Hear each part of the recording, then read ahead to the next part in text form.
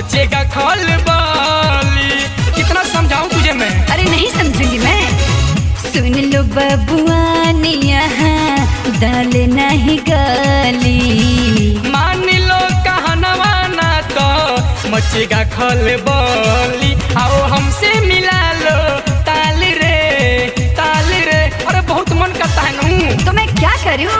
आज महंगा बिकेगा मेरा माल रे, छूने ना दूंगी गाल रे। आज महंगा बिकेगा मेरा माल रे, छूने ना दूंगी गाल रे।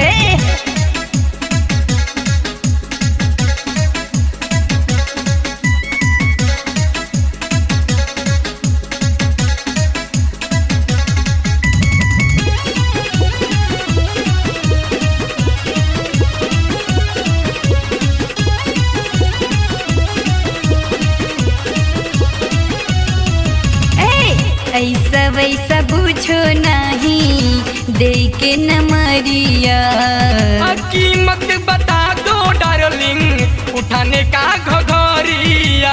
अरे बिक जाओगे वो बाबू। अरे हम दीवाने हैं ना, समझा करो। ऐसा वैसा पूछो नहीं दे के न मरिया। कीमत बता दो डार्लिंग उठाने का घघरिया। नहीं छोड़ेगा तुमका 20 साल रे काल रे। और समझती नहीं एक बार में? नहीं रे, आज महंगा बिकेगा मेरा माल रे, छूने ना दूंगी गाल रे। आज महंगा बिकेगा मेरा माल रे, छूने ना दूंगी गाल रे। आइल बारू नाची करे नाचो हाली हाली, ना तो तोरा ढूंढी ये पमार दे तू नाली।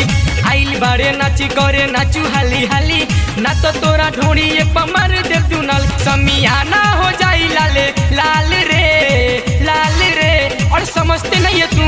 सुनो, आज महंगा बिकेगा मेरा माल रे, छूने ना दूंगी गाल रे। आज महंगा बिकेगा मेरा माल रे, छूने ना दूंगी गाल रे। अरे हट जा यहाँ से।